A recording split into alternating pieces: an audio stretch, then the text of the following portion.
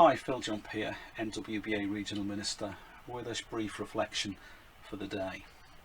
You know, it's often said that knowledge is power, and I wonder if that perhaps lies behind the way some people seem to claim that they know what God is doing and saying at the moment. My Facebook stream seems to be constantly receiving posts and likes and YouTube recommendations of preachers telling me that because of coronavirus we're living in the end times, or we shouldn't be taking precautions against it because God will protect us, or God is punishing the wicked and this is his judgment on us all at this time. And it was while all that was going around in my head, I found myself drawn to the words of the Apostle Paul when he writes to the church in Rome.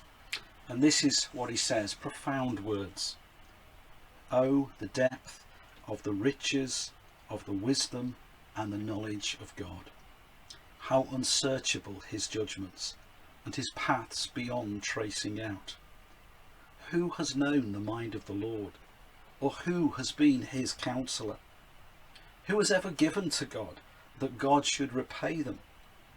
For from him and through him and for him are all things.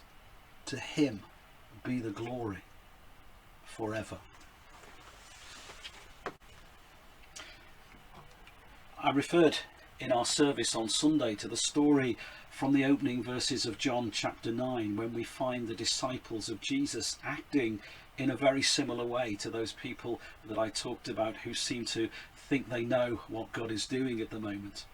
In their case, they meet a man who's born blind from birth. And what happens is, instead of seeing him for the person who he was, they saw his condition.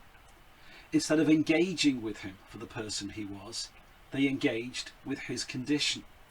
He becomes an issue to debate instead of a person to support. And it's only when they invite Jesus into their discussion that things begin to change. And that in itself is something I find interesting.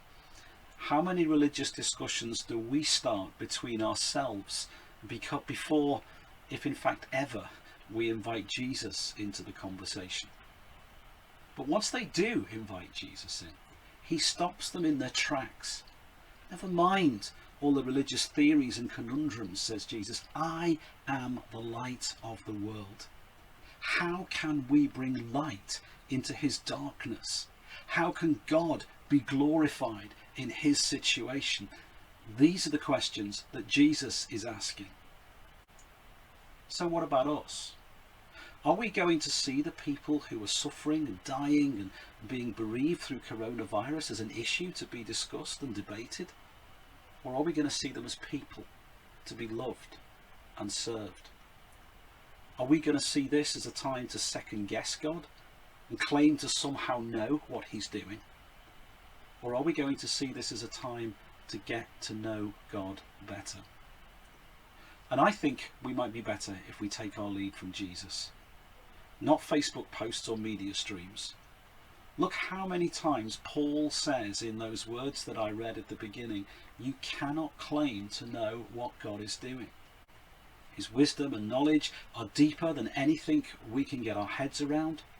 His judgments are beyond our scrutiny. We don't know God's mind, and we certainly don't give God advice. He's the one we should be seeking to glorify. So what kind of people are we? Are we going to observe God from a safe distance, to talk to others about him and make claims on God's behalf, to know what God is doing, even though scripture writers like St. Paul tell us that we can't do that? Or are we going to turn our faces to the light of the world, the God who in Jesus invites us to be lights in the darkness?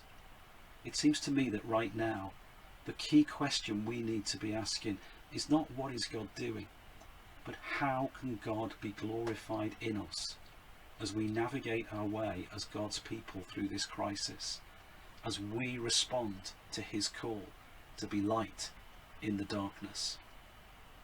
As we finish this reflection, I just want to leave those words of St. Paul with you again, for you to reflect and to think on. Oh, the depths of the wisdom and the knowledge of God. How unsearchable his judgments and his paths beyond tracing out. Who has known the mind of the Lord? Or who has been his counsellor? Who has ever given to God that God should repay them? For from him and through him and to him are all things. To him be the glory forever. Amen.